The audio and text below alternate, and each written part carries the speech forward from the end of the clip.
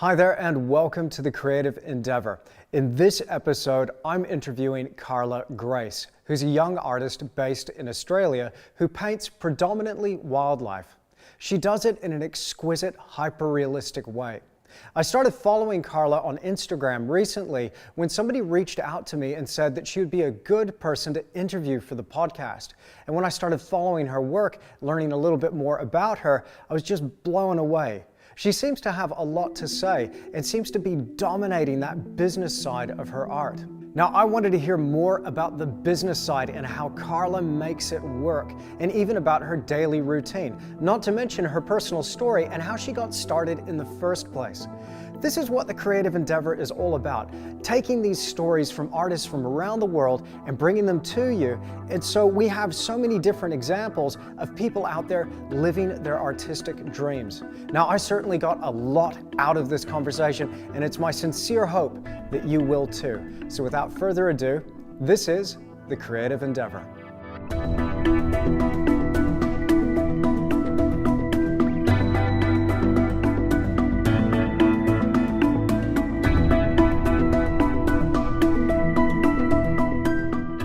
Well, Carla Grace, welcome to the Creative Endeavor podcast. It's an absolute pleasure having you here. Hey, thanks for having me. It's good to be here. Well, just to kick things off here, why don't you start off by telling us about your story, maybe how you got into art in the first place, maybe a little bit more on your background before we get into your fantastic art. Yeah, I was born in South Africa, and we grew up in I've immigrated 5 times, but 3 of those immigrations have been in different parts of Africa. So wildlife has always been part of my life and is something that I'm really drawn to. So that made choosing my subject matter really easy. And I moved to Australia in 2014 after dropping out of uni, and then just decided to give it a go. I sort of transitioned from working full-time as a legal secretary, and then slowly gave myself more and more time dedicated to the artwork, and then eventually it became my full-time career, which was a scary day to launch into, but well worth it. Wow. I definitely want to unpack that and find out more about that. So tell us a little bit more about what it was like, because I mean, looking at your Instagram page, you do some fantastic wildlife paintings.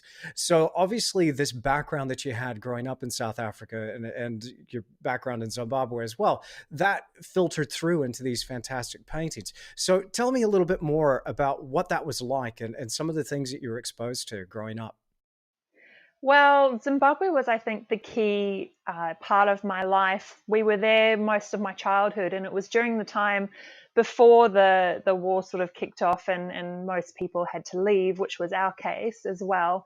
Um, it was when animals were sort of part of your everyday life. Our lawn, our backyard ran straight into the Kariba Lake, and so often we had crocodiles on our lawn at night. There was a problem with hippos coming up eating the lawn, and when the lake was still low, we had a lot of elephants coming through and other animals as well. It was just a rich vibrancy of wildlife, and so I think I never saw animals as something scary. It was just part of everyday life. And so the way that translates now through to the paintings is I'll never paint something that's ferocious or that you'll look at and think, oh, that's a monster, because that's never how I've seen them.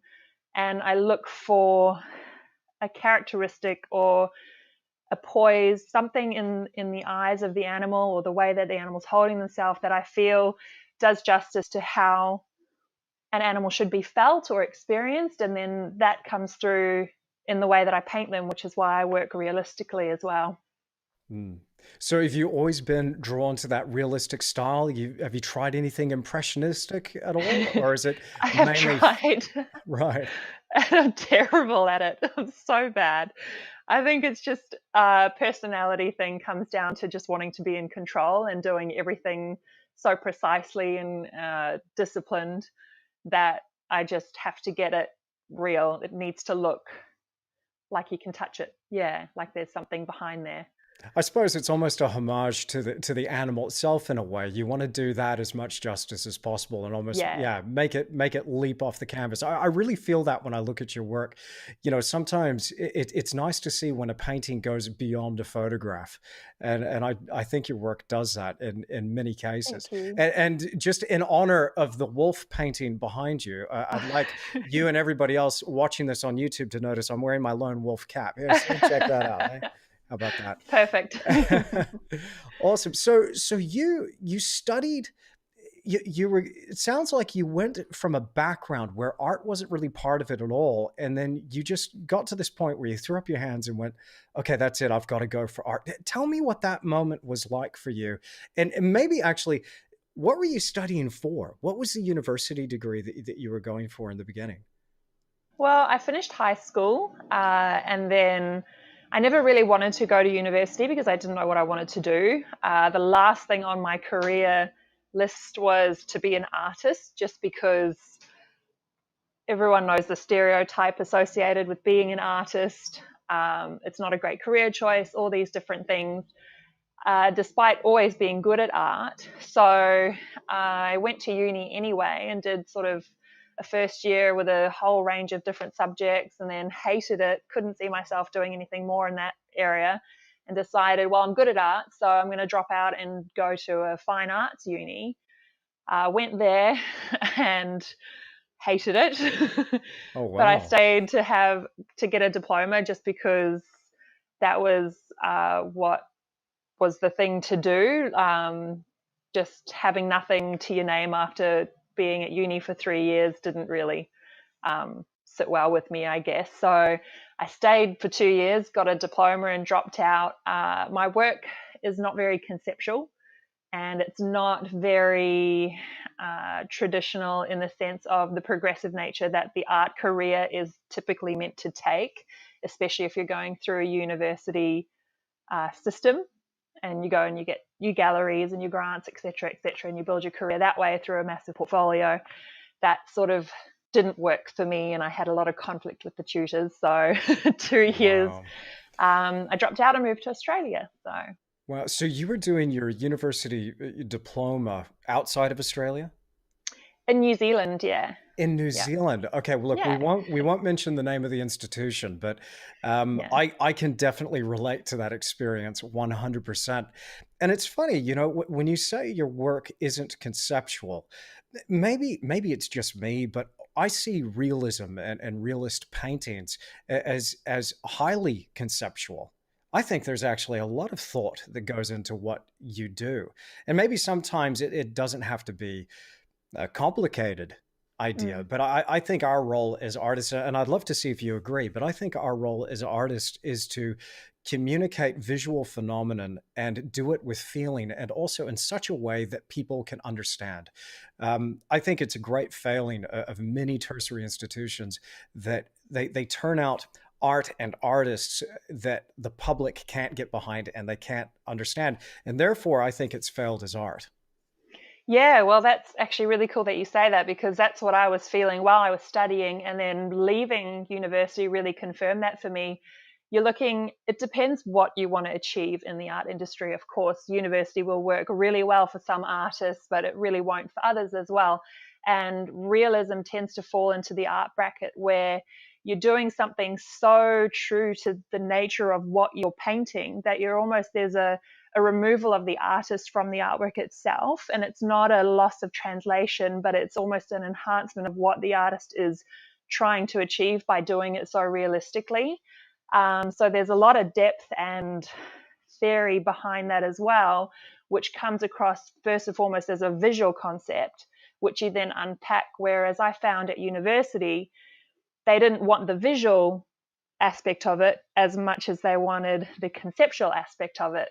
So Wow. I Mm, struggled to justify that, because I was like, well, if people don't like what they're looking at, they're not going to want to unpack it. So mm. it just didn't gel with how I saw art as being No, I get it. a Yeah. good aspect. avenue for me to take. I totally get it. Can you remember, can you give me an example of one of the criticisms or a critique that you heard? Maybe some phrase that one of the lecturers Oh. threw your way and you're like, "Oh, I'm taking that one." Uh, I think it was just their rejection of the visual aspect of what I do.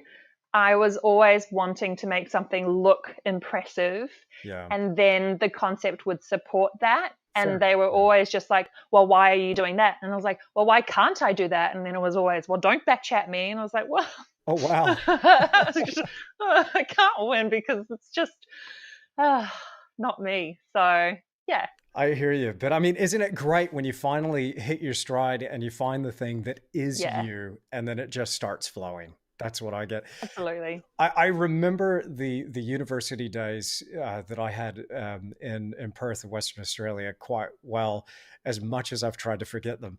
But I had one lecturer who kept saying to me, and again, exactly the same thing, because I came up wanting to paint landscapes, so and realistic landscapes, and I was into impressionism and the Heidelberg School and these big grand Australian scenes with gum trees and cows and all that Mm. sort of thing. And I remember one of these lecturers said to me, said, Andrew, this is all well and good, but what's in it for the viewer? What's in it Oh. for the viewer? And this is one of those questions that sounds very clever, but it's impossible to answer. Yeah, And it, because I just think it's so stupid, because what's in it for the viewer is exactly what the viewer brings to it. And yes, clearly she brought exactly. nothing to the artwork, but it took me a while. I mean, I don't know about you, but it took me some time to get over that, because suddenly coming out of the art school, again, I'm not sure if you can relate to this, but coming straight out of the art school, I felt like, okay, maybe I'm not an artist. I have no idea where I Mm. fit. Yeah, in the art school, the institute sense of the word artist, it has that stereotype attached to it as well, where you're waiting on grants and funds and things. And I just thought I'm not that kind of person. And it also came down. There's a massive pressure to win awards, enter competition, and get awards behind your name. Then you'll be a recognizable artist, and then people will take you seriously. Galleries will take note, etc., etc. And my artwork doesn't win awards in in that sense. It's and that doesn't make me less of an artist. And I think getting confident behind calling myself an artist after dropping out of uni and essentially failing at being your typical artist, it took a while. And my husband, I think he was the main catalyst for giving me the confidence to say to people, "I'm an artist. I'm Yeah, good at it." that's fantastic. Like that's Yeah. what I do full time. And then people, like, I don't know if it's the culture of Australia, but they sort of glaze over when I first say, "Oh, I'm an artist." Then you sort of see them retract in their brain, being like, "How do I get out of this conversation?" You're what I would call a glitch in the matrix. You run foul of their it flies in the face of their programming. Yeah, It's yeah, that's how I see it. But some people are cool. Some people are like, oh yeah, and then they want to ask you all about it. Now, yeah. did you go for awards? Like out of your diploma, did you try and enter some of these? Yeah, I've entered a few competitions, gotten through as a finalist for many of them. I won a minor award for painting, I think it was 2 years ago. I've been a finalist in the David Shepherd Wildlife Artist of the Year Award. Congratulations. Uh, thank you. Yeah. But that was during a time where I was really motivated to enter competitions and build my resume according to what I would like established artists, like art industries, to take note of. And I've sort of moved past that now because of social media and how accessible I become to everyone. It sort of has become a little bit more of a background focus for me. I'm not as determined to enter and win competitions because a lot of my artwork got damaged, mishandled by the galleries that were presenting them, all those sorts of things. So when it comes to weighing up the pros and cons of doing the competitions, not just that, but the financial aspect of it, because you're posting artwork international and you're paying duties and shipping and framing, and it just eventually you got to weigh up, why am I doing this, and then just set your mind for it and go. Mm, mm. Yeah. Not to mention the emotional toll that it takes as Yeah. well. Despite all the technical things that you have to run around to achieve, Yeah. the emotional toll that it takes. I've found that with awards as well. I've entered a few, but I vowed years ago to never do that again. And I've only ever won one award, which was the Alina Brady Art Award from my high school, Applecross Awesome. Senior High School, which was an award that was given to me by the other students Nice. for showing dedication to art. I was that weird kid sitting in the class even during the lunchtime after art was finished. After the class was finished, I was sitting there drawing in my file, and they thought, well, he's pretty dedicated. We'll give it to this kid. I actually won an award when I was 14 years old in New Zealand. It was some high school competition where you could just enter in all your work, and I won the overall. So I think I was in year 9. I won the overall art award. So they did it by year and then an overall one, and I won that one award. So Fantastic. that, I think, was the first one that I won. Excellent. So how many, jumping around a little bit here, Carla, but how long were you in New Zealand for? 5, 6 years. Wow. And where were you based? Tauranga in the Bay of Plenty. Oh, beautiful. Did you get a chance to see this beautiful country, travel around? Most of it, mostly the North Island. I found that when you're actually living in a place, you don't tend to do the touristy things. So even like Zimbabwe, and then so we fled Zim to New Zealand, stayed till I was 14, and then we moved to Zambia, where I stayed till I was about 19, and then back to New Zealand, to Auckland to study for a little bit, and then I decided to move to Australia because why not? Why not? Wow, you certainly have, a really diverse, fantastic past, it sounds like. What an adventure. Um, you mentioned something there just a little while ago about the David Shepherd Art Award. And David Shepherd's a hero of mine. I mean, and I'm big into wildlife art. I mean, I've got my father's sculptures behind me. He's a wildlife artist, and I just love David Shepherd's work. So, have you got any art heroes or influences that you can share with us? CJ Henry, I think, would be my biggest influence, mostly because her and I actually have very similar story in terms of being born in South Africa, and then moving and then establishing ourselves. She's moved further and moved to New York, but the way that she approaches art and the whole industry of art has been a huge, I think, release to me, Mhm. releasing me from the traditionalist ambitions. I think you sort of can bypass the galleries, even though you still do need gallery relationships to some extent. It's not essential, and her whole career has been fantastic for that. Coco Chanel, I know she's not an artist, but the way she also approached the challenges that she faced. I've got many business inspirations. It's not just artists, I think.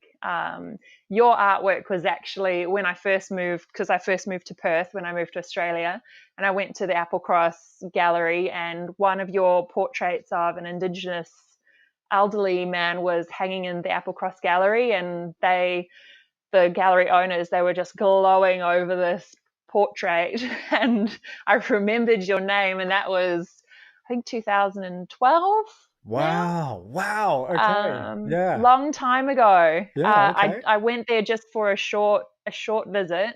Had a little exhibit Hmm. in 2012. Yeah, I think that a long time ago. And then dropped out of uni in between then and 2014. So yeah, so I've known your name for a while too. Yeah, that chap's name was Colin Dixon, and he's a guest on the podcast as well.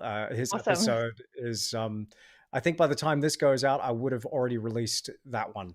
Cool. So Yeah, no, fantastic people. And when it comes to galleries, that was my most positive experience was with that gallery in Applecross. For the most part, I've just got a long string of horror stories when it comes to working Yes. with galleries. But let's dive into that in a way because I find what you're saying there is quite interesting because isn't it interesting what's happening now with today's world, with social media, with the internet, that the power has really been put in our hands and we're now able to reach our market, our clients, our buyers directly. And now the galleries are nearly obsolete. Now, I know a few of them out there would be grumpy that I'd be saying that, but how do you find that whole relationship? Um, hmm, it's a very tiring relationship that I'm finding at the moment. It's almost, I think, I don't know, I've attributed it to the whole starving artist thing where artists tend to be quite needy, I think, and galleries. I mean, the history of galleries is that they're providing a service for artists to get their work out, and then they create this big portfolio, and then an artist becomes noticeable through a gallery, through the prestige of the gallery. So the galleries have seen me as, I guess, I need them rather than it's actually them needing me. And the way that I can market myself on social media would benefit them. And it's sort of, if you flip it around and look at it from a business perspective, the artist is actually the one paying the gallery for their services, whereas the galleries treat it like the galleries are paying the artist. So there's a strained, I think, relationship at the moment, especially because artists are being so self marketed, self promoted through social media, that galleries are sort of needing to step up the game. And I've struggled to find galleries that can do what I can't through social media, especially. Yeah. It's so interesting, isn't it? I mean, we go to these establishments with our hat in hands, almost begging for, Yeah. it feels like applying for a job. But what you're saying is true, and Yeah. I've always felt that you know what, you work for me, and, and Exactly. and consequently, I didn't get into many galleries with that attitude. Did have Yeah. some positive experiences, but I did have some very negative ones too. But I find that that paradigm, that business model is still clinging on, and that's something that I get asked a heck of a lot through social media, by email. I've people asking me all the time, Andrew, how do I get into galleries? I'm like, why do you want to get into galleries? And now we have this fantastic example in you, and maybe we don't need them at all. Maybe we can actually make this work as a business. Because I mean, look, let's face it. On top of, yeah, they might promote you, they might market your work and all of that, but they're taking a massive chunk of your income. And if you do have a little bit of business savvy, you can keep that money and reinvest it into your business and maybe even delegate that to somebody else, not a gallery. Mm. Yeah. So I've sort of now taken a look at the whole gallery service as a way of delegating. So I have two pieces in a gallery in Singapore, which is unfortunately becoming one of those negative experiences because they're just not worth their cut at the moment, and they're asking for 50%. Whoa. So I said to them, you've got to be able to do what I can't. So you've got to be able to reach a market that I can't. You've got to be able to promote it to people at a price bracket that I can't. And you've got to be able to deliver a service to those people as well as to me that is worth that percentage. And they convinced me that they were, able to do that. And the past few months, it just hasn't, wouldn't Mm, even be comfortable paying them 30%, which is your wow. usual. But I found that online galleries, so if a gallery has a big online presence, has their gallery set up online so people can access them from any corner of the world, that's an awesome gallery. Like Blue Thumb is a really good example of that. It's Mhm. an Australian based online art gallery. Oh, wow. I've had a lot of exposure through Blue Thumb. They take, I think it's 30% as well. So your standard Wow. gallery cut. Very reasonable. Yeah, really reasonable. And they take care of the logistics of the shipping. You just got to package it and then have it ready for a guy to pick up. So there are some galleries that are really stepping up to it, and they don't actually have a physical gallery space. Mhm. So needing the bricks and mortar of a gallery space isn't really an essential element that we're looking for anymore. It's become a lot more open. Isn't it amazing how much the world is changing now through the internet? I mean, it Yeah, almost seems cliche to say now, but I still marvel at the fact that just how quickly things have gone, and now that the paradigm shifted, it just feels like galleries have been caught on the back foot, and they're just trying to keep up now. So it's wonderful to hear if somebody is going to embrace that technology, represent artists in a really good way, and yeah. then promote that and push it out there. Let's back up a little bit. Let's say there's somebody listening to this podcast and they go, okay, look, all this stuff about galleries, all that said, okay, that's all well and good, but I still feel I really want to go for a gallery. I'm gonna go get my work into a gallery. What would be your best advice to getting somebody just in the door? How would they make that approach? I find that when the artist approaches the gallery is automatically got the upper hand when it comes to how they treat the artist. So I've tried that, and I've noticed the difference between how galleries treat me. If I go into a gallery and I say, "Hey, I'm Carla Grace.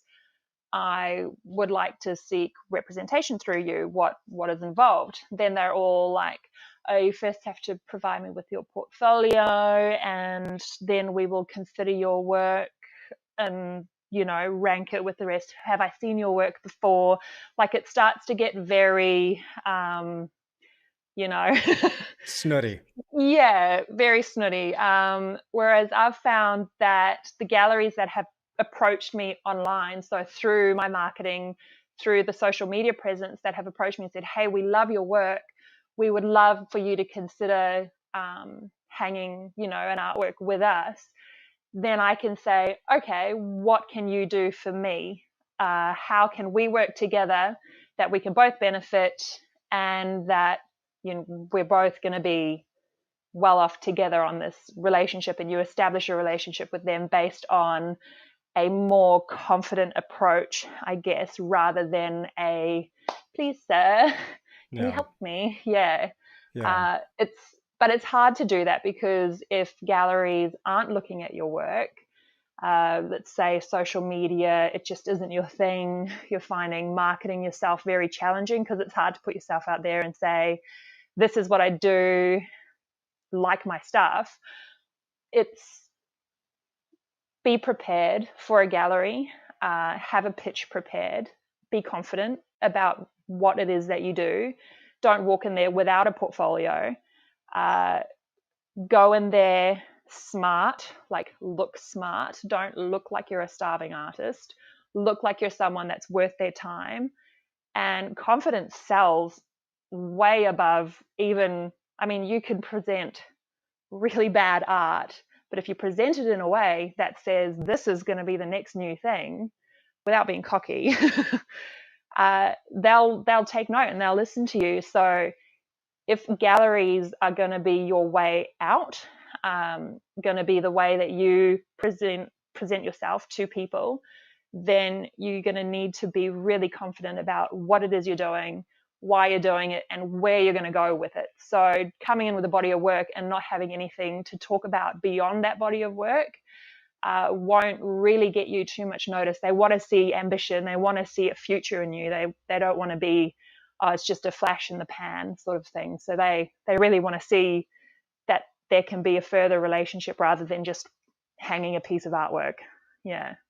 That's fantastic. So I can see as well from that type of approach, your work would really have to speak for itself as well. Your Yeah. work would be doing a lot of the sales job for you, you know. Yeah. Um, so naturally, you would have to have like quality work.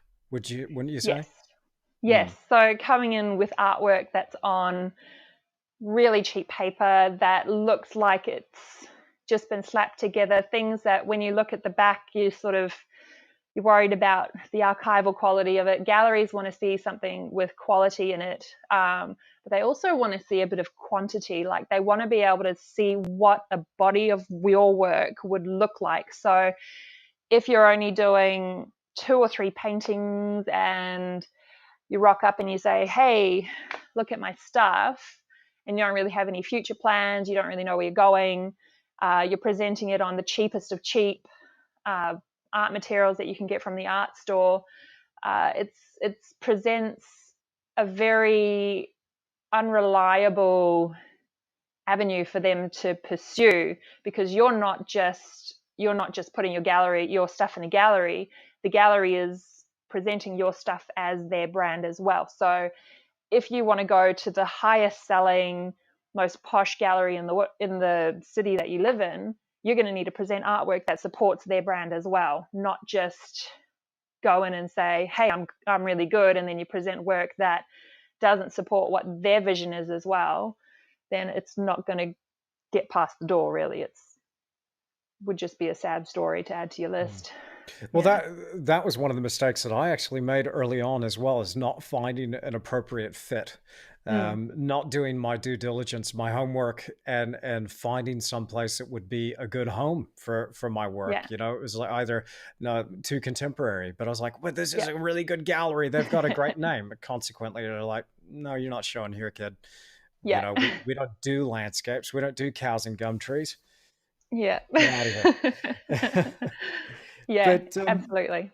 you know, so your the social media aspect, the Mm. online aspect has really been, would you say that's been responsible for putting your name out there, putting Carla Grace on the map? Absolutely. Yep, absolutely. Without social media, uh, I don't even know what I'd do, because I've been around to local galleries and they've just sort of done the whole we'll consider your portfolio thing, and just, yeah, the ones that do represent me have found me through social media. So yeah, without social media, it's definitely the most powerful marketing tool for artists or people with talent, uh, people that want to do something outside of a corporate, I guess, an industry structure where you get recognized within your industry through firms. It's definitely the most powerful marketing tool. Mm. Yeah. I just love it. I mean, Instagram, especially for how it connects people, because I mean that's how I found out about you, through Ben. And shout out to Ben, the truck driver. In Thanks, fact, Ben. do you mind if I read Ben's message? Yeah, sure. So this is from Ben. Hey Andrew, really enjoying your podcasts. Actually enjoy everything you put out. So cheers, Ben. You didn't have to say that. Um, hey, you may already know of her, but I've been following a South African artist living in Adelaide who moved here when she was younger. Carla Grace is her name. She has just gone from strength to strength, a very real, and just lays her heart out. I'd Aw. give her handle, but I don't know it. Well, it's all right. We've connected anyway. Anyway, check her out if you get a chance. So, Aw. Thanks, Ben. and so it's from messages like that as well. It's great because I do get requests for people to interview. But when I first saw your Instagram, I followed you immediately, and then I noticed, wow, you've got nearly 50,000 followers. Now I know it's not a numbers game, but still, that's no small feat, of getting that many followers. So how long have you been on Instagram for, and how have you amassed this? What can you attribute that kind of Cool. following to? Instagram's a tricky one because they're always changing the algorithm. So as soon as you get comfortable with a way of working with Instagram, they'll change it. I started posting my artwork on Instagram in 2015, I believe. I didn't even want to use Instagram because I was like, I just don't get it. And then a friend of mine, Dylan, a shout out to Dylan, he actually set up my Instagram profile for me and started posting artwork. And then once he started getting it going for me, I sort of took the reins from there. But I didn't really start using it efficiently till maybe 2016, when I could actually produce the artwork at a rate that would create the momentum that you need for a daily post, and a story and freaking hashtags. Wow. Yeah. Yeah. And then, I mean, Instagram's changed their algorithm 3 or 4 times since I started using Instagram more efficiently. And recently, it's sort of, I like numbers. So even though you say it's not just a numbers game, I still love checking the numbers and you see the stats and what time of the day is the best time to post, what countries are responding more to the post, what type of post gets more shares, what do people like interacting with on your story more. And I'm always trying to figure it out. I don't think it's something that I've actually really nailed, like really got good at, because I'm always trying to think of more creative things, better ways to post, better ways to photograph, create quality material to actually post. So I think a year ago, I got myself a really good camera. I got myself some softbox lighting. I don't know if you can see, but there's a white wall there in a room that is otherwise very brown, just to create a light surface to actually create the videos from. Otherwise, you sort of lose the contrast. So creating an environment that supports good content has become more of a focus for. It's not just creating the artwork. I think that's actually just the first step. It's once you've created the artwork, you've then got to take it and present it to the world, and then you got to sell it. And then how do you sell it? So it's become, I call it a game, but I know some people get offended when it's not a game being an artist. Well, you're lighten playing. up, people. Yeah. Lighten up. It's playing, but it's at the same time it's a business as well. I offended a few people a while ago with a post where I spoke about what I do in the light of it being a business, and quite a few people got offended by that, saying, "You're an artist, it shouldn't be all about the money." And I was like, well, it's not all about the money, but at the same time, if I can't fund what I do, then I won't be able to do what I do. So yeah, you got to figure out the best way to sell your work in a way that is profitable. So it's a business. Absolutely. So, It is the hardest thing to balance, I've found, yeah. is dealing with the economic aspect, yet at the same time maintaining your personal integrity, your authenticity. And, you know, social media seems to be one of these things that personally pulls me out of myself, where now I'm considering things that are external and no longer really focusing within. And so constantly it's a habit I'm getting into now of just checking back in. So I almost find that I'm going through daily rituals. I don't post every day, on Instagram. I've had a lot of trouble just keeping up with social media. So I'll post now and again just to make sure people know I haven't died. But I'll throw something up there maybe every week or every other week or something like that. But you're posting nearly daily, which is pretty impressive. And so it's no wonder you've got that many people. But I get that. It's so interesting because when you're focused on those external factors, be it recognition through social media, be it money, and now suddenly you're not focusing on the art. I get that. I think it was Alan Watts talking about this, and he was talking in regards to dancing or dancers, where the art is making it look like it is effortless and it's like a play and it's free flowing. Yet there's this amazing thought process going on behind it. And it's about balancing those two things. It is almost an impossible task. It is. It's so challenging. At the start, I think when I was so insecure about being an artist and, doing what I do, I was trying to do artwork that I thought other people would want to see. Wow. And that was the worst thing that I could have done. For myself. I would burn out regularly. I would just be inspiration is a very dangerous thing to talk about because it's not the drive. So inspiration is the creativity behind the ideas, but then it's just bloody hard work to actually make the artwork. So I had no inspiration, like at all, for ideas to get the process going, to finish artwork. And then my husband said to me, just make art, just paint things that you like, that you want to paint. And then that is where that realness and the authenticity behind the artwork. And then now when I do a post, I can talk about it from the heart because it's come from me and it's part of who I am, is that painting that I've made. It's come from a history of working towards finally getting that piece out there. So every post that I make, I'm able to put a bit of myself in there without it being, I guess, too much information. Yeah. But it's, yeah, creating artwork for other people, you'll always lose yourself in that. And if you're doing Instagram, doing social media marketing, if you're doing it for things that don't resonate with you, you will lose yourself in it completely. Mm.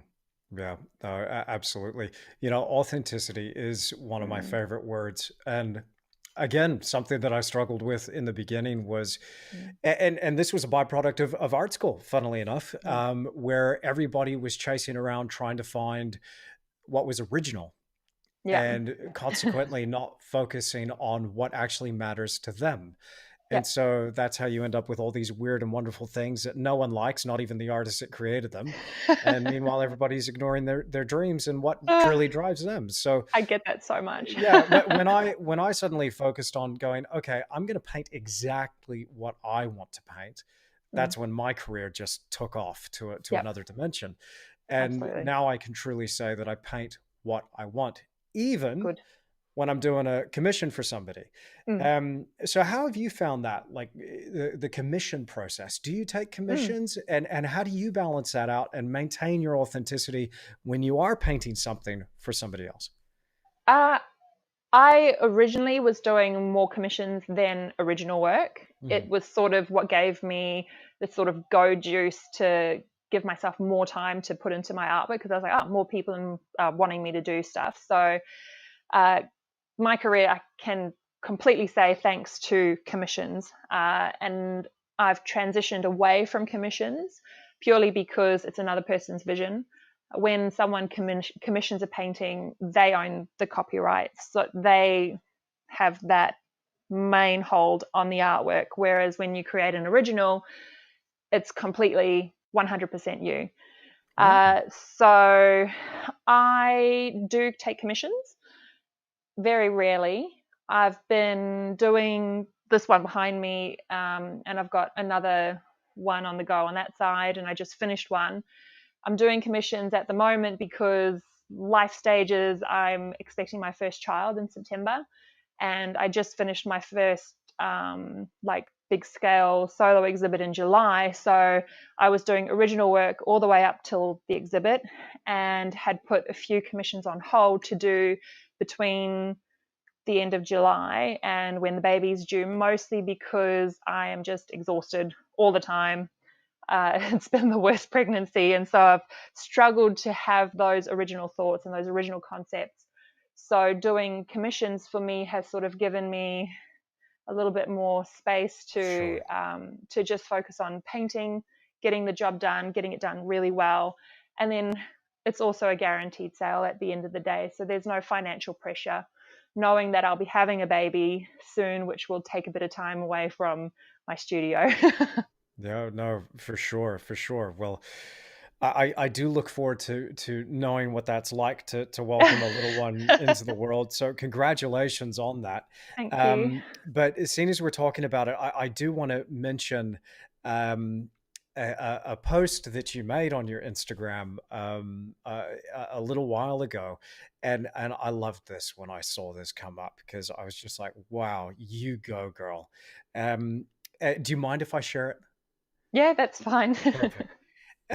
So here's the post, and you've said here, and it's got two pictures of your fabulous paintings, and then you just basically looking in a very candid way to the camera.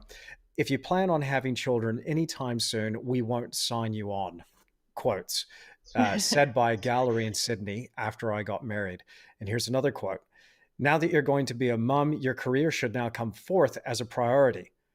End quote. Said by a famous fine art photographer to me who has his own children, but he never sees them. And my response to these people, middle finger emoji. To me, this talks about, you know, finding your own way of approaching your art, finding that thing that works for you, not allowing these outside influences to put this undue, stress and pressure on you. So how do you find this? How do you find your balance now that you're about to, welcome a little one into the world? How are you going to continue with your art and make this work from here on out? Uh, the most honest answer is I don't know. I think talking about your priorities and things, I think if I were to try and genuinely prioritize my life, I would always be fighting a losing battle. Uh, it's I think it really does come down to balancing, finding a balance between being a mum, being a wife, being a friend, being a daughter, being, a cousin. You've got so many things going on in your life, and you got to balance it all. It's not a matter of priority. If I were to prioritize, I would say my marriage would be my number one priority, because without my husband, I lose the most fundamental support structure that I have in my life. And so anything other than my marriage is just going to be a balancing act. So that might upset a few people saying, no, your kids should be the most important thing. That's almost a topic for another day, though. It's Mm-hmm. going to be, without my career, I think I wouldn't be half the person that I would be able to be for my kids. Mm-hmm. And my kids wouldn't be able to see me achieving the best possible result out of my life and being the best version that I can be of myself. And so they wouldn't have that role model as well in their life. So there are so many ways to look at it and juggle the different elements that make up your life, whether it's your kids, your family, your career. I think to prioritize one over the other, you might lose yourself in that process as well. So I'm very aware and very sensitive as to what I should expect of myself when it comes to being a mother, as well as what to expect of myself as an artist and this business owner and career focused person. I don't think I can be one better than the other independently of each other. I think being a mother is going to be integral to who I am as an artist and a career woman, and being an artist and career woman is going to be integral to who I am as a mother as well. So I don't think I'll be able to ever separate those two. It'll just be a balancing act, and I don't know what that's going to look like. Yeah, fair enough. Fair enough. I'm sure it's going to be tiring, Mm-hmm. and I'll get it wrong a lot of the time, but there will be a lot of the times where I'll get it right too. And I hope that everyone's happy to go along the journey with me, because I'm Yeah. sure there will be many exhausted looking Carla Grace art posts on Instagram being like, I don't know what I'm doing. Yeah. But So, how is it though? I mean that people. I mean, so there we had an example of a gallery, and oh then yeah. a photographer giving you this, this ration that you didn't deserve, and your reaction is almost like, well, watch me. I'll find my Yeah. way. I'll do my thing. It's all background noise at the end of the day. Yeah. What other people have to say about my life,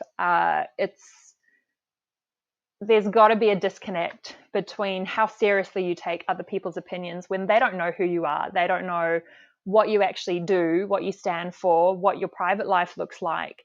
I have a handful of people who I genuinely care about what they think. And if they see an imbalance happening in my life, then I will take what they say seriously. But otherwise, if you let everyone tell you how to live your life and do what you got to do, like, oh, maybe I should have priorities and I'm a terrible person if my kids aren't first on my priority list, and how am I going to live with myself, or people are no longer going to take me seriously because I'm a mum.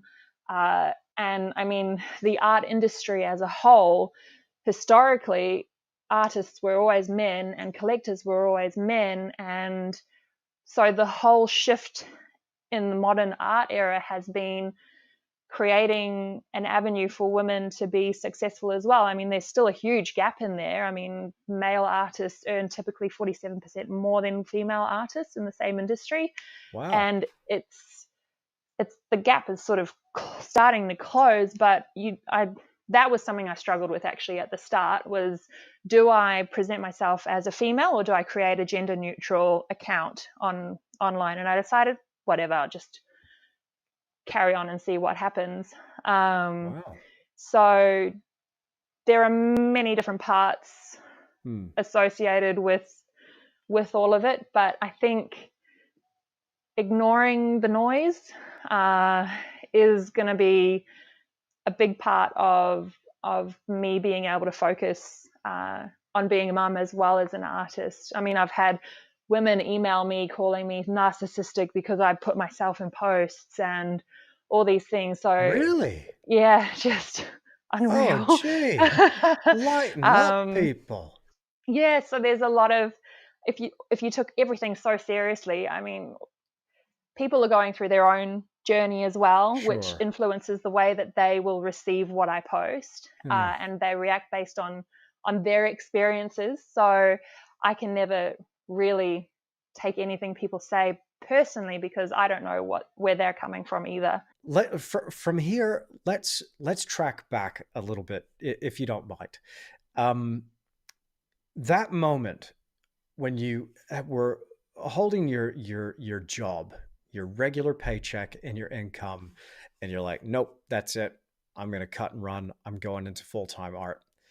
Can you talk to me about that moment, what you were feeling, what that was like for you? Take us back to that time. I moved to Cairns from Perth with, at the time, he was just my partner.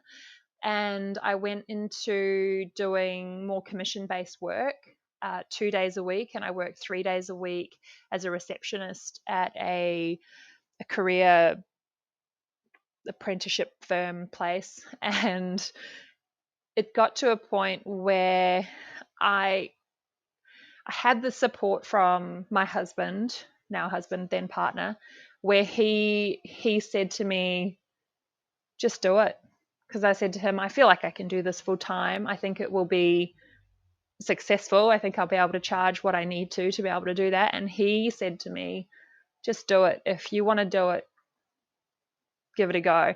So I did. And it took 3 months for me to make my first sale. I was down to 80 cents to my name. And Wow, that close to the wire, huh?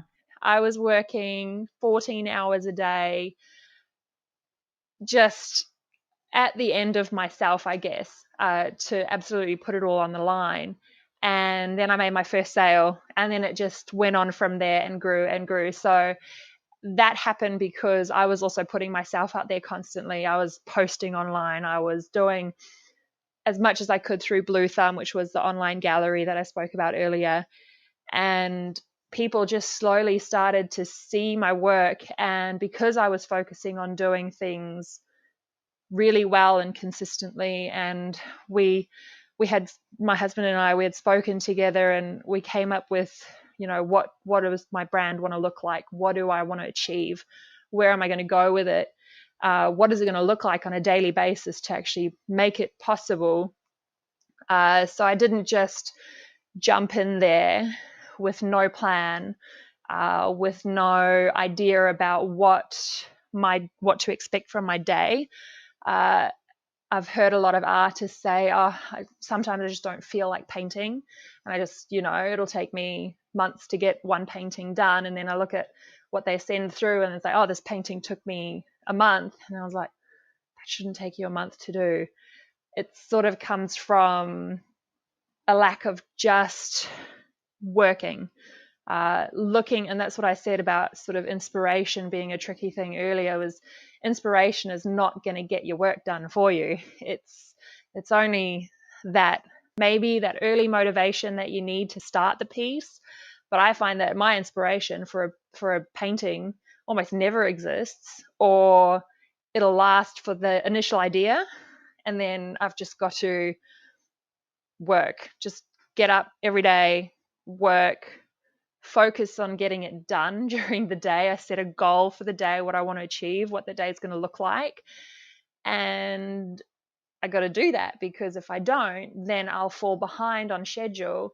And slowly, a painting that would have been worth the time and effort that it took to do in that planned bracket of time is no longer worth it, and it's going to be costing me money, and I'll be losing value on the artwork. And then when it comes to the sale of the artwork, something that should have been worth the time that I put into it is suddenly, I feel like I'm ripping myself off because it took me too long, because I didn't establish or maintain my work goal to get it done. So it's not just a matter of living the dream. I'm the artist. I can get up when I want. I can paint when I want. It's very much, if you don't do it, no one else is going to do it. So you got to do it in a way that makes it worth your time. So finding that balance has been really good as well as challenging. There's no greater motivator that I found than fear. Early on, fear of not being able to pay the rent, not being able to put Yeah. gas in the car, not being able to go here, there, or wherever I wanted because I just couldn't afford to, and Yeah. that fear of missing out. And I learned pretty quick in the beginning that I Mm. needed to set the pace. I was very young. I was one of the lucky ones, I guess. I was very young when I started into full time art, but initially I was doing a bunch of spinning my tires and maybe just taking too long with the piece. But you mentioned a few words there that are my ears prick almost like a dog that hears a particular phrase. It's almost like a command for me. Plan, consistency, goals. Like Yeah. these are things that have become almost part of my personal religion here, where I have to live my day every day structured. Otherwise it doesn't happen. And so I just appreciate that so much. And you see other people who, unfortunately they're kidding themselves if they think it's not going to be work, because now you're going from a position of, if you were working a job, you have somebody else set the pace for you. You have Yeah. somebody else managing your time and managing the tasks, and now suddenly you're the boss. What do you Yeah. do with all that power? Well, I can just wake up at 9:30 in the morning and Yeah. drink my coffee whenever I want, and I can clock off whenever I want. Uh-uh. No, doesn't You, work. it's going to be very short-lived, and you'd be going Yeah, back begging for the same job you just left. So absolutely. I appreciate what you're saying so much. So you have a schedule and a routine. I know that routine is about to change. It's about to be a wholesale change in your life. But let's just say, the baby aside, Yep. let's say that you were, just going to be working your usual routine. Can you hmm walk us through what that daily routine looks like? Yeah. So I would get up every day at, let's say, 6:30 and start painting at 7 o'clock in the morning. This would be, before showering or anything. I'd have coffee, breakfast, sit down, and start. Well, not necessarily painting. I'd usually do admin first thing in the morning, mostly because I'm not a morning person and I take forever to come alive. And so I would spend an hour and a half doing admin in the morning, and then I would do 30 minutes exercise. And that would just boost everything up. I'd be ready to go. That's when I would have my shower and, wash my hair and feel fresh, ready for the day. So from about 9 o'clock through till 4:35, I would be painting uh, and making videos. So my day isn't just painting. It's a lot of it comes because of the social media aspect of it. I would break up my painting time with videoing and creating this dynamic flow between the two that actually created a bit of space to step away from the painting and look at it and reassess it and then keep going. So my typical day would be 10 hours on average, Monday to Friday, sometimes Saturdays and Sundays, depending on how far behind I fall or if things prop up in the week that just I can't help. I would always compensate for that by working a few hours either in the evening or in the weekend. Just whatever happened. And so it would typically every day, that's how it would look. And I'd try and do some stretching throughout the day as well, because otherwise you just get a little bit too all stiff and cramped Yeah, from being in the same position for hours. absolutely. Absolutely. Yeah. So I think for me, the most important thing is balancing an exercise and healthy work life uh, with a work routine. So not just eating chocolate and drinking Coke to keep the energy levels up, actually having a structured diet as well as exercise and work routine has been key, like massive. Oh man, it's been massive for me too. Yeah. I've done a total change in my diet and lifestyle, and kicked just about every addictive substance out, which was so boring, so Yeah. awful for the first few months. I had no idea how I'd give up coffee. That was a big one. Oof. So now I still need to have that taste. It's still a psychological addiction, but now I'm Yeah. having decaf coffee, and I give myself one coffee a day, so that's all right. Nice. But wow. So goals, I can tell, are very important for you as well. And so can you give me an example of how you go about setting a goal, maybe an example of one of your goals that you're happy to share with us? So, a lot of the way that I work is just based on my personality, what works well for me. So, I need to stress that what works for me is not going to work for everyone else, but you can take parts of many different business structures. So, I've looked at how CJ Henry works, how all these other artists, Joel Rea, heaps of awesome artists out there, how they work, taken bits and pieces that have resonated with me, and I've created my own structure which I've played with and massaged and changed as time has gone on. So the goals that I have ended up setting have come in different stages. So I'll have a short-term goal, which is 3 months. That would look like a body of artwork that I can use to make up a show.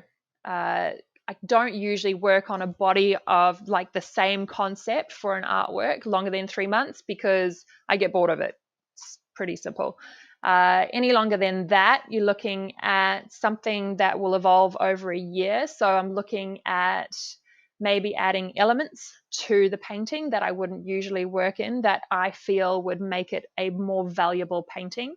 So that I implement and bring into play over a longer period of time rather than just suddenly changing everything and everyone freaks out. It's sort of got to happen a bit slower. And then I look at a long term goal. So I'm looking at a 5 year goal as well. So you've got your short term, medium, your long term goal. And that's where I want to see myself in 5 years' time compared to where I am now and what I have to do to get there. So, for example, I've been working on animal portraits for the past 3 years. And by the end of next year, I want to be making artwork that incorporates more than just animals. So there will be narrative, humor, other elements that bring in color. Just because there's nothing wrong with the animal portraits, I just need to move beyond that, Mhm, grow and mhm. establish more than where I am now. So if I am exactly in the same spot that I have been, then there hasn't been any growth. And that to me is a big part of my goals is seeing growth happen over the short term and then eventually the long term. So I keep track of it. I monitor it, I measure it, and I see how viable what was at the start of the 5 years, what my goal was then, how viable it really is the closer I get to that deadline and what I've done to make that happen. So yeah, goals. I feel like if I just had one goal that I worked towards, I'd get to that goal and then have nothing afterwards. It'd be like you get to the finish line, yay, Yeah. okay, Now sort what? of Yeah. like, yeah, now what? Yeah. So, like, I did a marathon in Perth and all this training, all this hard work, and then you cross the finish line and then you don't run again for another year, sort of a thing. So, I don't want that to become my art career. I want it to be a progressive thing. So, that's what structure I follow with the goals. Mm-hmm. So, marathon? Sorry, again.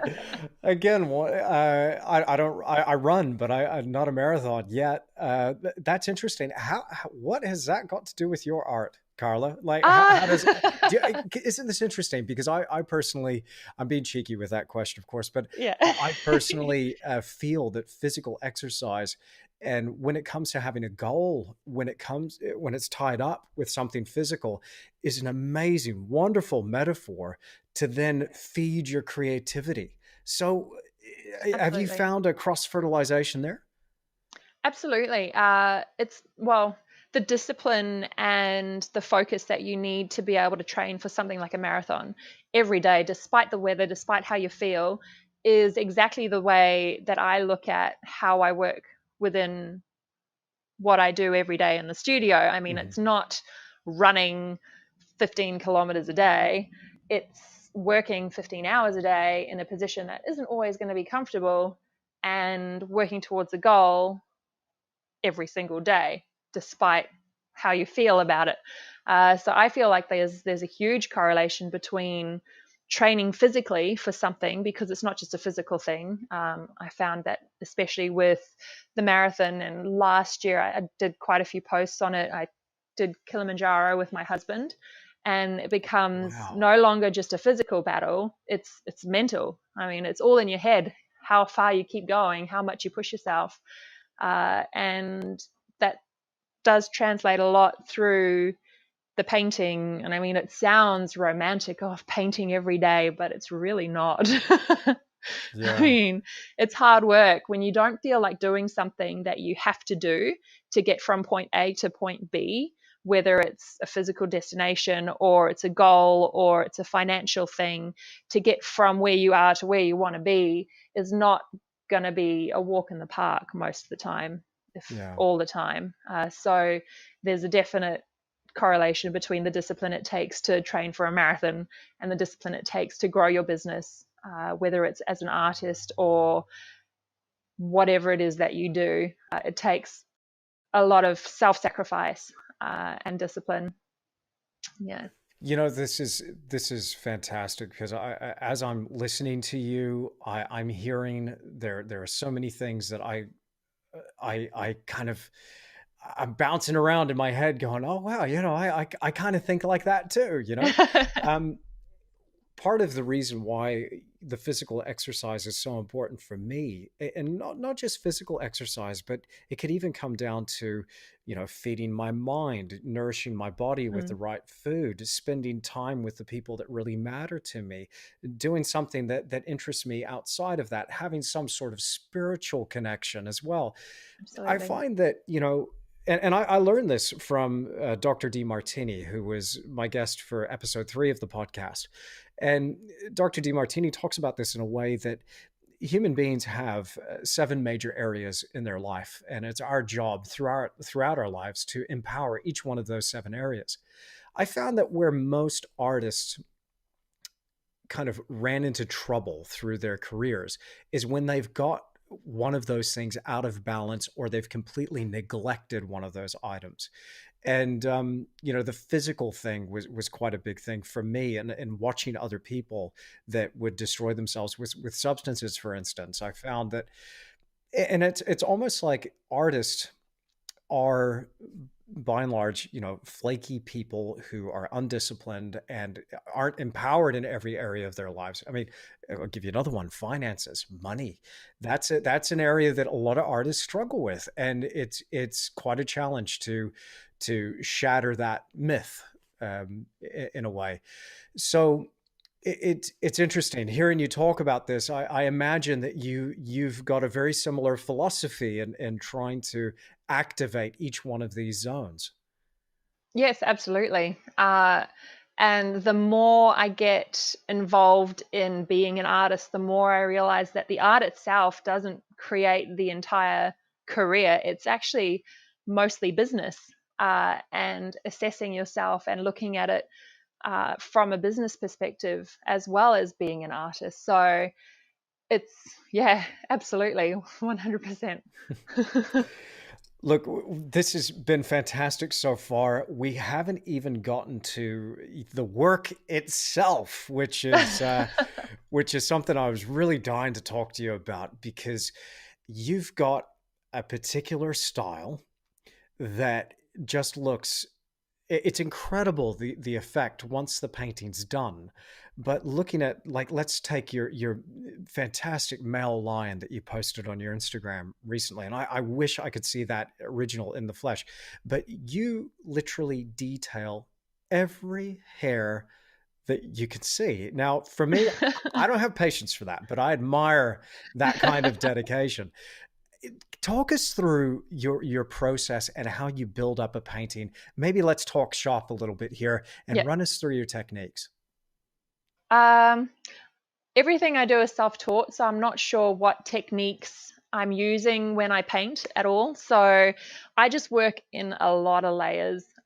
So I call my mapping layer, like I'll do a base color and then I do a mapping layer. This is where I just do lots and lots and lots of little hairs that form the base, almost like an opacity layer. Because I work in acrylic, there it can work layer over layer really quickly. And so every layer that then goes on top of this opacity layer is building up the tones for what the final one looks like.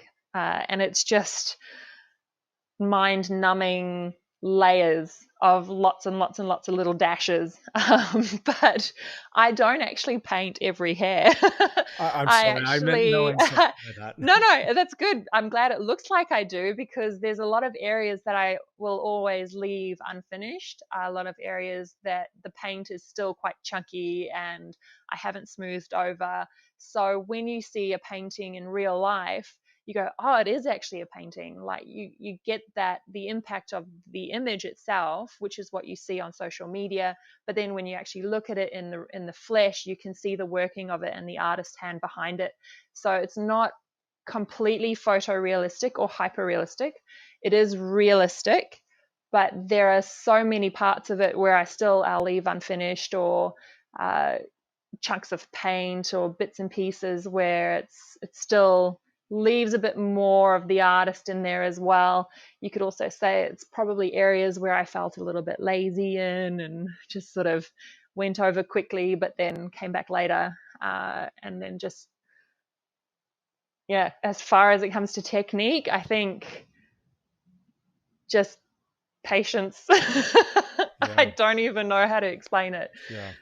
A lot of people ask me, oh, can you do a tutorial? Can you teach us how to do what you do? And I was like, I'd love to, but I don't know how to tell you how I do what I do. I just paint what I see. I Yeah. don't know what it's called, or how to actually deconstruct that. So I think that's why I post the videos. Like you can see the time lapses where it goes between layers, and it's sort of it's dark, and then there'll be a light layer, and then I'll darken it again, and I'll add another light layer, and it just goes between dark and light until it reaches its happy medium where it looks like it does in the photograph. That's wonderful though. I mean, because the final, amalgamation of all of these techniques, that you've picked up, self-taught. I love that. But the final result is so impressive, and I'm not Oh, just thank saying that. you. Again, these paintings just grab you, and I really would love one day to be able to see the original. Even of that wolf. It's kind of interesting. Again, I got the same wolf on my hat. I love it. I got a soft spot for wolves and big cats and all these things. So what is there a particular animal that's your favorite animal? What's your favorite thing to paint? I think my favorite thing to paint would be, uh, I like cute things more so than like big impressive things. So if I could paint super cute things all day every day, that would just be total and utter heaven for me. But when it comes to the visual, and then like finishing it, I think tigers would Tigers. have to be Mm, really high up there. brilliant. Uh, Anything with patterns, I think this is something I've recognized in myself. I paint things with patterns easier than I do things that are monotone, like a lion or a brown bear, because the patterns break up the mass of fur that I'm looking at painting. So it makes it seem a lot less intimidating. So I think patterns have a lot to do with my sanity by the end of the painting. Whereas the first acrylic painting I painted was this massive life-size grizzly bear, And I had a nervous breakdown halfway through. It took me a month of full-time work to do. And Wow. that's probably why it was so draining, is just because there was no break in the masses of brown fur. It was just a lot of So, work. so while you're applying these techniques, what is your mind doing? Do you have to occupy it with music, podcasts, audio I books? listen What to ebooks, I listen ebooks? to podcasts, I listen to Great. music. Yeah, my brain just goes off on a holiday, and it becomes a very mechanical. It wasn't at first. It took a lot of focus and a lot of figuring out at first. So what I'm doing now and how I'm working now has taken me years to get to. I didn't work this easily, like at the start. That it was hard work at the start, and I just couldn't for a second. Like if someone spoke to me, I had to stop what I was doing and turn around, which would really annoy me. Whereas now I can have a conversation. I could even be painting now while I'm talking to you, but I'm giving you my 100% attention. Oh, wow. Aren't we So lucky? it's taken a lot for me to get to the point where I'm so comfortable now with my process and how I work with the colors, that I'm able to listen to ebooks. And if I'm listening to ebook, I'll be working for 4 hours without realizing it, and then be like in pain with my shoulders being like that the whole time. We're like, why am I so sore? Oh, it's because I've been listening to an ebook and painting. You get the shoulder thing too. Yeah. I lock up. I got one spot, and then when I get home in the evening, I have to get Rachel to get her knuckle and just uh, jam it in there, right there next to the shoulder yeah, blade. I use a You know. foam roller and roll out my back. But Oh now that goodness. I'm pregnant and my little girl is getting, I've got 6 weeks to go. She's sitting quite high up, so sitting for 2 hours at a time, I get heartburn like crazy, and so I got to stand up, and then I get backache, and so I got to sit down again, and then I get heartburn, and so it's just like this Oh constant wow. juggle of Yeah. physical discomfort now. Yeah. But not too long to go, so it'll be good.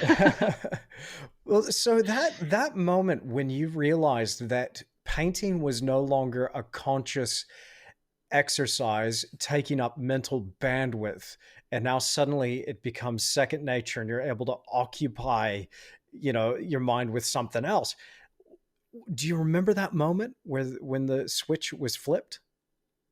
Not really. I think it happened slowly, and it possibly happened because I wanted that to be what it was like. Right. So I would create an environment where I was forced to take a step back almost from being so analytical about how I was working to let it flow. I think making it a natural process is important to the final product, finding something that comes across a lot more natural rather than something that I've overworked and been over conscious about. So the work I did right at the start of my career, I find it very stiff almost, Sure. like stiff not in posture, but stiff in the way I used the materials and the way that the paint went onto the Mhm. canvas, and essentially how it looked to me, was very just, I don't know, not quite as interesting as how it comes across now, even though there might not be a visual difference between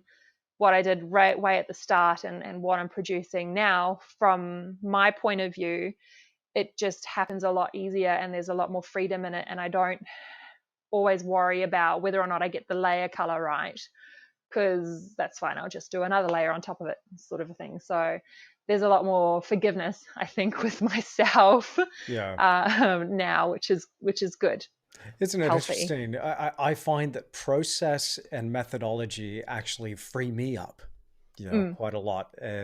Before, when I was involved in really labor-intensive paintings, and also consequently involved in a lot of abortive work because I didn't have that mm, methodology behind me, I would end up with very stiff paintings, and I go through a very similar process to what you do with your acrylic paintings. You've got your mapping. I call that blocking in. So I'll start yep. off with my blank canvas and then block in, and then apply what I call modeling over the top of that, where it gets a little more intricate. And then Mm, I've got a really good base at that point to apply the details. yeah. And I've seen other artists who have got a different approach yet again. But Yep. I found that when I employed that methodology and I had that process behind me, then suddenly It was a moment like that for me. That's why I was asking as well, because I find it very interesting from what you're saying. I remember working in my studio, and I just had this urge to listen to something. So wanted to listen to some music, and then I found I was just not thinking about the painting at all. Yeah. What my brain jumped to was actually the mental chatter within, which again is not a healthy thing, Mm. because that tended to make me quite negative. But then I thought, okay, you've got to feed your mind here with something constructive, Yeah. beneficial, positive, and educational thing.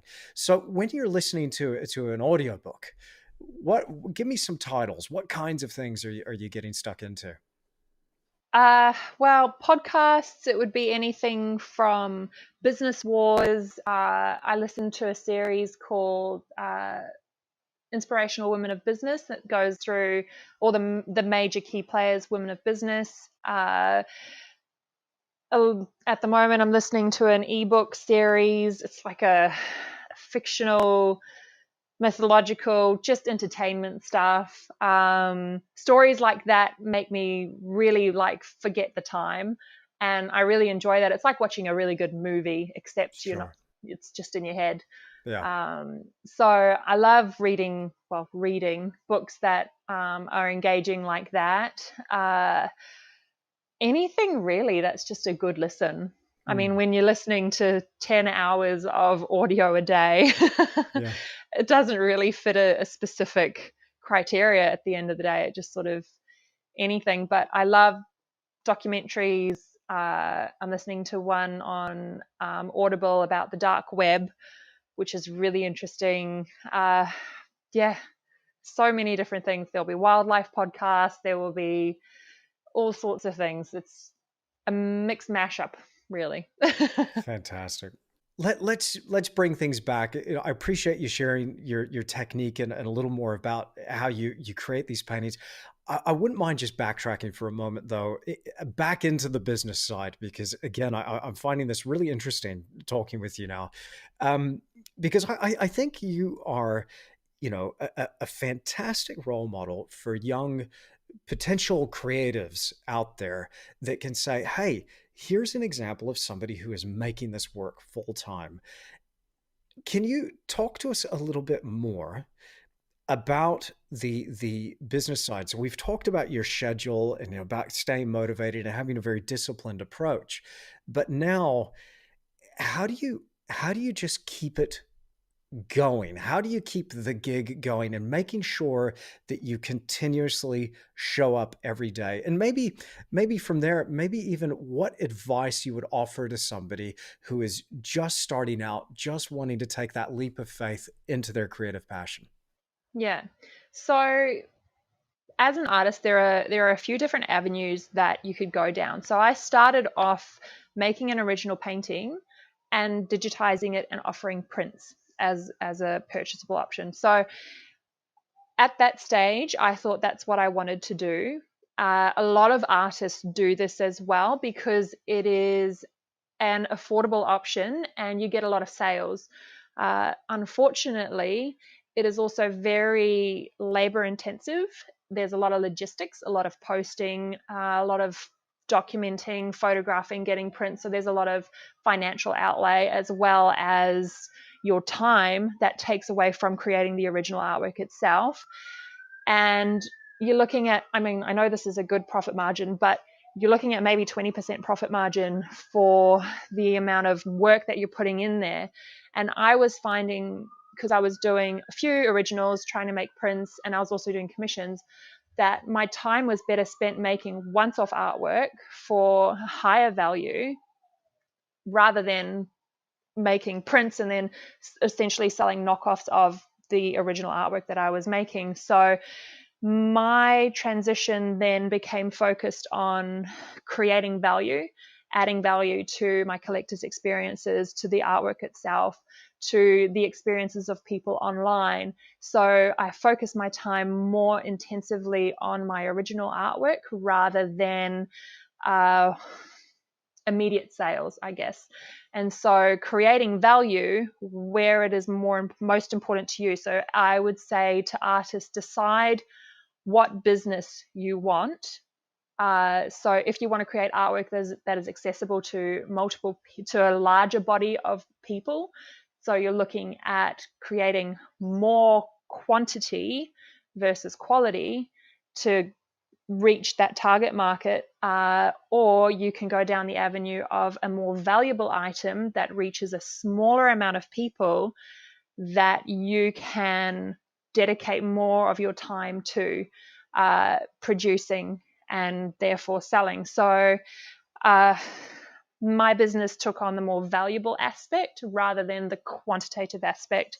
So I had to become very decisive about how I was going to do that and what that looked like. And I had no idea at the start how it was going to go. And sort of it's grown on its own now. And I predominantly now make original artwork, highly valuable original artwork that sells once off to people all over the world. And so the business side of that is constantly evolving, I think, especially where I'm going with my 5-year plan going forward. There's also different ways that you can go with prints.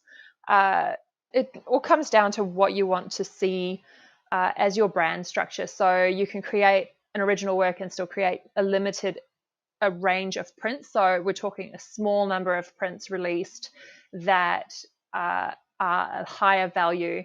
So it's hard to sort of give people advice for a business structure that has got so many different variables, because I mean, you can print merchandise, you can print your artwork on t-shirts, on mugs, on everything really. So it comes down to what artwork you're making, so what the visual quality is. I think along the more traditional lines, so the still life, landscape, wildlife artwork, portraiture, things like that. If you're going along the more traditional side, you've got to consider what your audience is going to be looking for. If you're wanting to give them something more valuable, how are they going to see the value? Where are you going to attach the value to? If you want to create something that is a little bit more playful, something that people aren't exactly going to look at from a traditional point of view, but maybe more an interior designer's point of view. So like a big painting, bright and colorful, really playful. It's possibly not too serious. That you can go down more the prints, merchandise side a lot easier, because people aren't going to be expecting those pieces to be at a higher value bill. So you got to really assess what artwork you're making, what it looks like from a third person perspective. So I'll get a lot of people that send me photographs of their artwork that they do, and they say, how do I charge lots of money for this? And I was like, Wow, what a question. you can't just, can't, there's so many different things attached to value. So when you're adding value to a painting, it's not just the painting itself, it's what you're creating around it. So everything that comes down to my videos, the way that I present the artwork, I frame them, I ship them, everything comes with an authenticity package as well.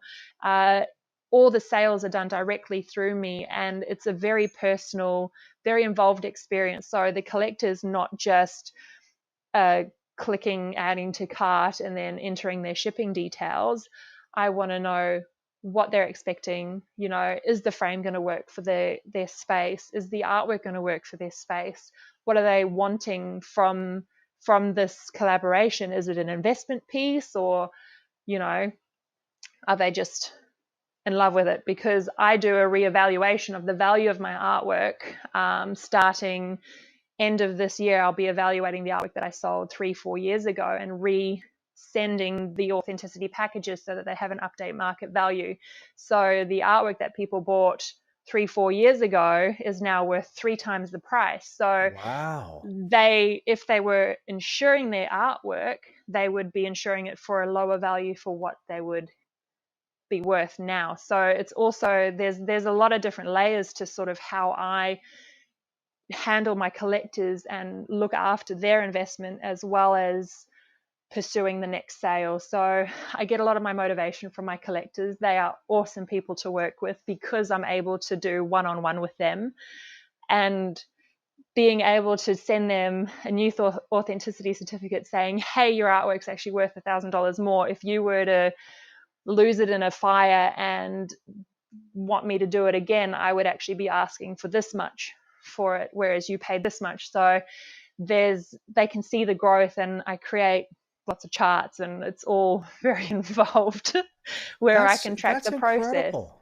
That's Um, incredible. See, I also think in those terms, but I haven't carried it to the degree that you do. That's absolutely amazing. Isn't it interesting as well that your buyers and your clients, they actually want to know that what they have is valuable.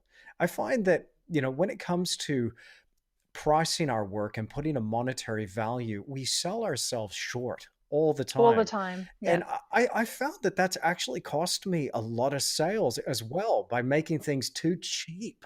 I had people want to know that this was going to be an expensive exercise.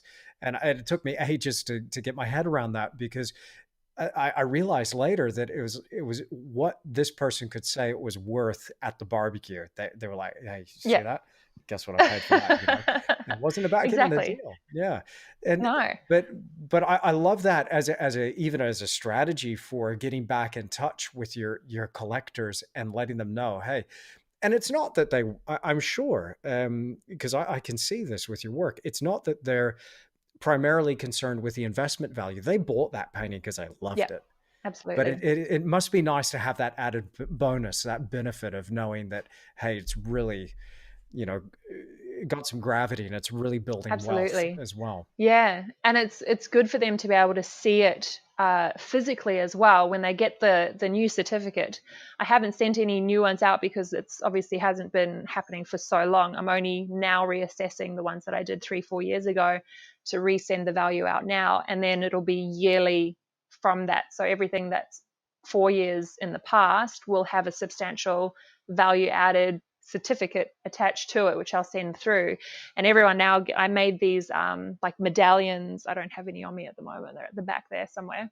They're an authenticity token that is made specifically with my logo on it, that has the name of that I engraved their artwork into at the back, and it has a certain authentic number that only I keep a record of. Come on, So you got every to show me one of these medallions. Come on, I'll hold. I'll go grab it. And if you're listening to this, she's just going into the back of the studio now to grab one of these and talk to us about it.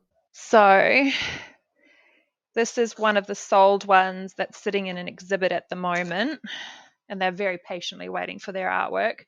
So, I mean, I want to get more fancy than this when it comes to the box. So I had a wax seal stamp with my logo printed on it, which I stamped on the box like that.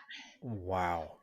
And then in the box, you get this fancy That is amazing. medallion. So let's just describe this for the people that are listening. This is about the size of your average Olympic gold medal, just about. Yeah.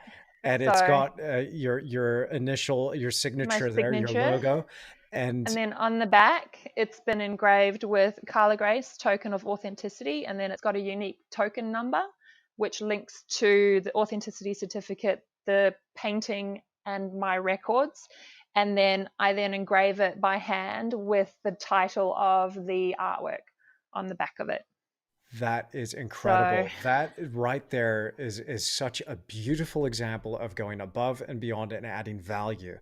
I mean, it might seem, maybe some people are listening to this going, come on, guys, this is really trivial. This is just a little, this is too gimmicky. But I actually think that these little touches make all the difference in the world to your clients. I also think I heard something recently in an audiobook, and it dawned on me that this was what I'd been doing, and also this is what my father, when he was training me in the beginning, and my agent and dear friend Colin Dixon, they were trying to get this through to me. But when I heard it in this audiobook, I don't know why, it's been years later, well over a decade, something went click. It's like, you're not in the selling business, you're in the reselling business. And I feel that all of these touches, like what you're doing here, this makes them want to come back and yeah, reinvest in yeah. you and reinvest in their future by owning another original. How have you found, in terms of selling, that your repeat business, do you find that's true for you as well? That repeat business is actually makes up a significant portion of your sales? Absolutely. I get collectors coming back all the time for another piece. Uh, I guess they just like me as well because they invite me over for dinner. If I'm going to the city that they live in, they always want to come and connect with me. So it's not just a sale to me. I'm building a relationship with people that have been part of a substantial part of my success. I don't consider myself independent to my collectors. It's a very close knit, very involved group of people, and so I do my best to like these authenticity tokens. It's just a cool thing to have. Sure. I know Yeah. if I bought a painting, just getting a painting on its own, you put it on your wall, and sweet, okay, then it's done. Tick. I bought a painting, but then you get something else that you can look at separate to the painting that reminds you of not just the painting, but the person behind the painting and the experience you've had with that person is also part of Yeah. that whole experience. It's not just a number, it's not just ticking a sales box. It's you're investing something into someone else's life and they're going to pass that on to their kids. It's an ongoing thing. So to give them something personal, like I'd like to get way more personal than an authenticity token. I want to get far more fancy.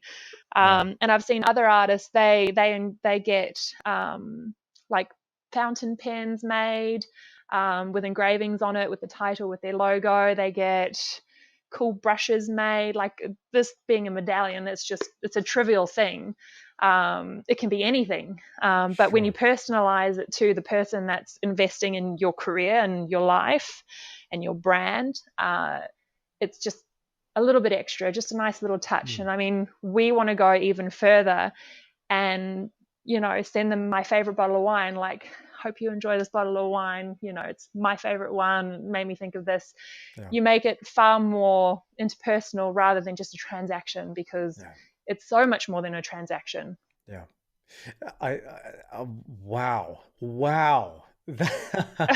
I just you have no idea. I just think that is pure gold. That is fantastic. No pun intended on the gold medallion, but that is fantastic because what it comes down to then in this circumstance is you are you're right. I mean, yes, it's about the painting, okay, and they've got a fantastic painting hanging on the wall if they buy one of your pieces, but also it's the personal association with the artist. That's where the real value lies.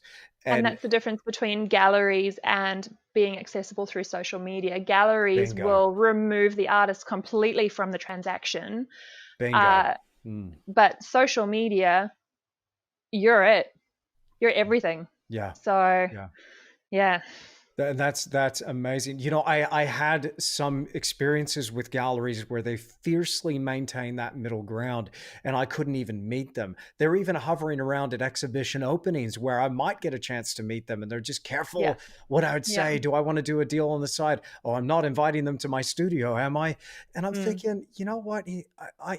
This is what I want to do. I want to personally interact with the people that make my life possible. I have genuine love in my heart for them because they allow me to continue to live And you my owe dream. it to them Yeah. almost as well. Yeah. Like for an artist to think of themselves like as superior to their collectors because their artwork is highly valuable and collectible, and these people are spending their money on them.